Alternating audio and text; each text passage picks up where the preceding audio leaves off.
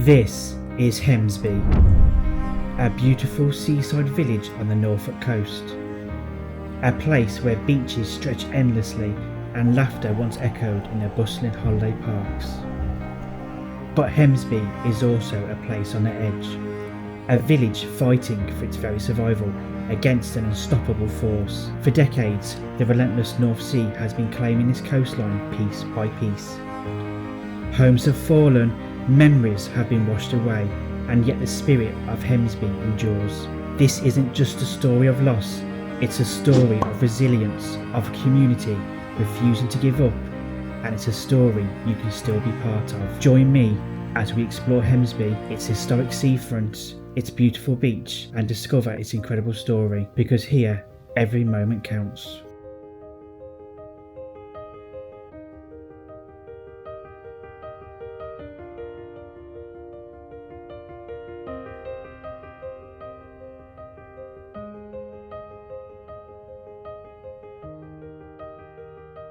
Hi everyone, today we're once again on the gorgeous Norfolk coast and we're going to be walking around a very windy Hemsby. I wanted to start us off at Beach Road, which is at the heart of Hemsby and its holiday scene.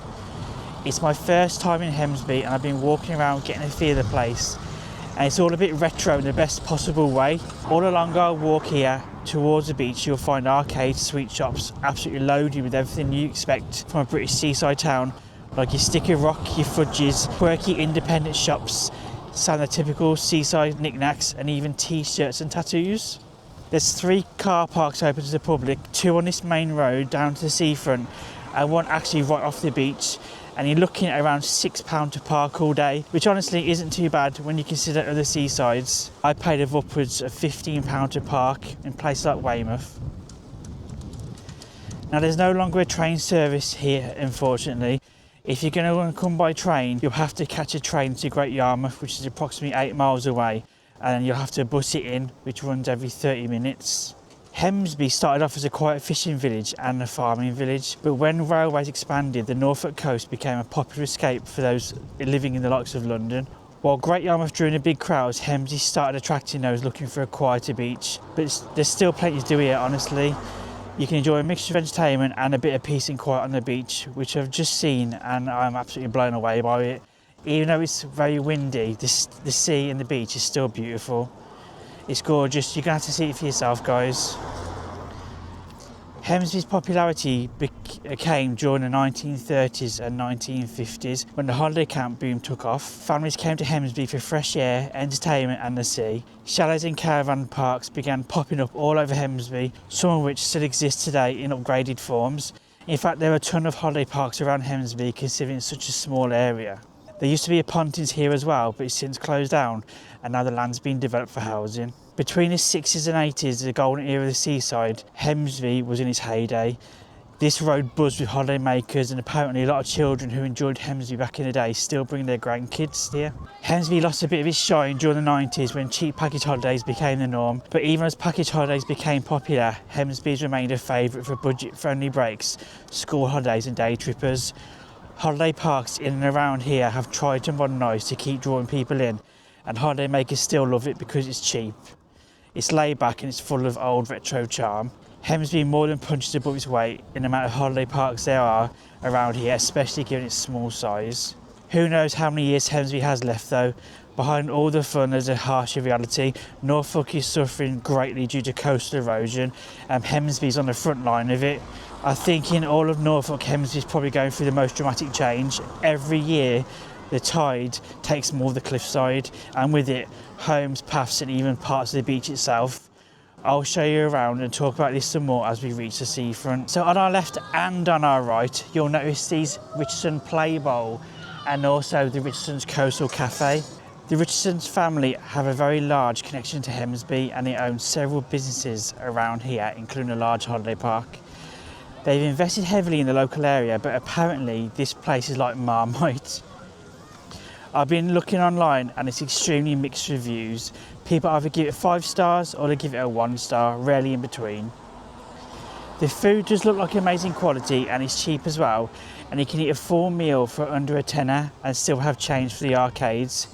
but a lot of people have been complaining online that staff are really rude and refusing to go back. I believe it has a pool and go-karts, etc. as well, as long as you have a membership with them. Let me know in the comments if you've had a good experience here or a bad one.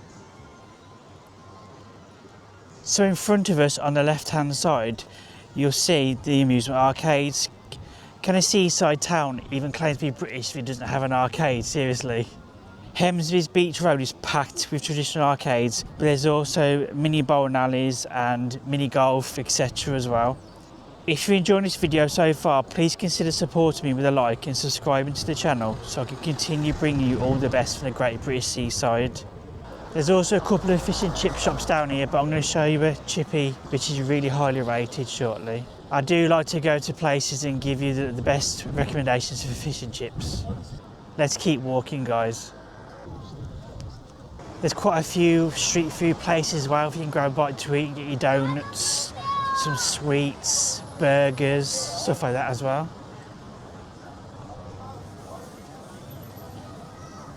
They have a little Oasis Formula 1 racing track for the little ones. Looks like it's £1. And just on the left hand side here is the Hemsby Fun Park, which I'm going to take you down now.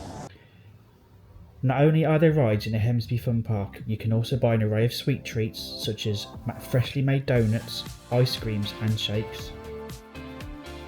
There's bumper boats for £4 per boat, even for 2 people. That's really good value. There's waltzers and dodgems in front of you. There's a bungee trampoline on your right hand side. Please bear in mind before coming that this fair is only open during weekends and school holidays. I've seen lots of upset people leaving reviews that they came down to play on the fun park only to find it closed. The dodgems are 6 tokens per car. There's a fun house and haunted house experience which is 5 tokens. It's a pretty decent fair in here. It really does pack a punch for such a small seaside village.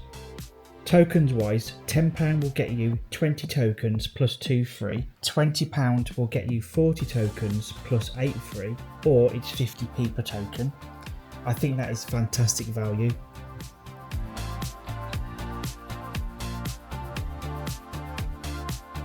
There's these little benches for the adults to chill out on while the kids spend all your money.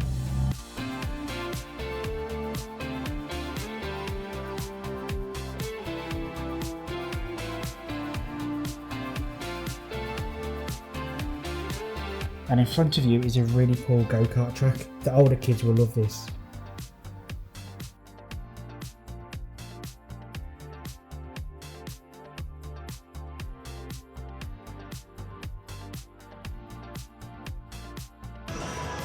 On our left you have the Hemsby Hollywood Diner. It isn't very highly rated on Google and it seems to be closed. Oh, it's for sale. Well, never mind, it's closed down. It must have been that bad it closed down. Again, you can buy some more beach goods here. Beach balls, surfboard, bodyboards. Miss Marvin's Sweet Emporium. I've just been in there and it looks brilliant. Again, you can buy your fudges, sticker rocks, and they've got a massive selection of sticker rocks in there. Ridiculous amount of flavours. Two-way cafe here on your right hand side is really highly rated on Google as well. They do great jacket potatoes in here. If you want to bring your dogs down, because Hemsby Beach is dog friendly all year round, there's this dog's deli just here on your left hand side. So it's like all your doggy treats. If you forget anything or you want to treat your dog, and you can just see the sea, the glimpse of the sea now.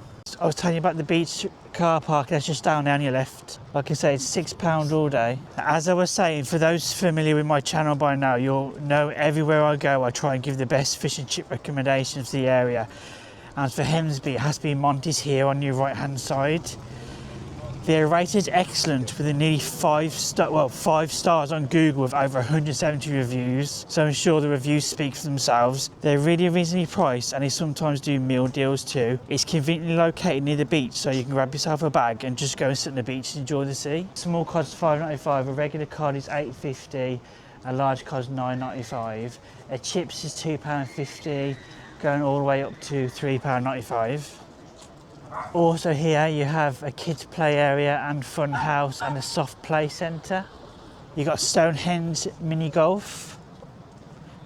I think there's 2 or 3 mini golfs in Hemsby, but I really like that theme, Stonehenge. That's really good.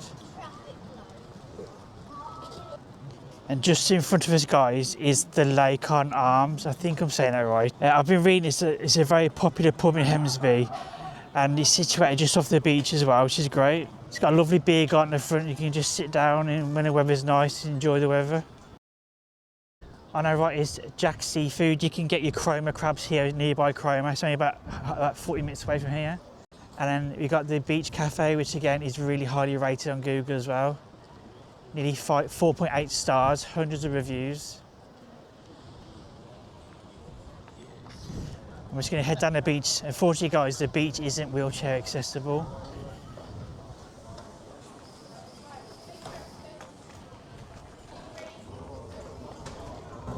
On the left here we have the Hemsby Independent Lifeboat Station. Now, local groups are trying their best to try and raise awareness and funds for comprehensive sea defences, especially for this station. As I was saying, it's an independent lifeboat station, which means it's not part of the RNLI. They rely fully on the kind generosity of people like you when you come and visit. This is Hemsby's crown jewel, this beach. It's wide, sandy and perfect for swimming. It has a lifeguard service during the summer, and Hemsby Beach is approximately a mile long. It's part of a 6 or 7 mile stretch of beautiful sand that goes all the way to the left of us to Winterton on sea, and to the right of us is Scrapby and California and Case-on-Sea, and even further down would be Great Yarmouth. A lot of locals like to walk this stretch of beach and into other towns. As you can see, it's not accessible for wheelchair users. There's sand dunes all down here, and some areas near the dunes are actually fenced off, and you'll see warning signs and missing paths, which is evidence of the sea's steady encroachment.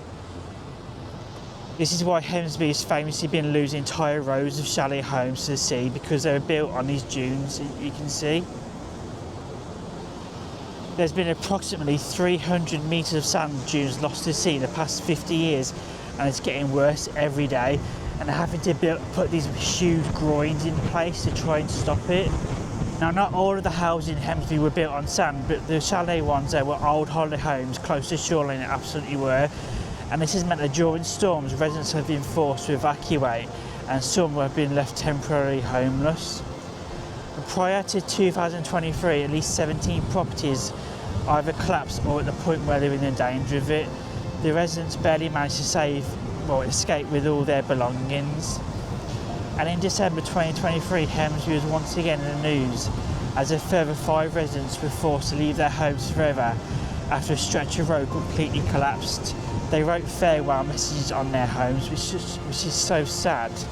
You really feel sorry for them. I mean, imagine losing everything. Some people have lived here more than 20 years, and they've been forced into places like Great Yarmouth and social housing. But Hemsby isn't giving up. The community is strong, and there's a fierce determination to protect what's left.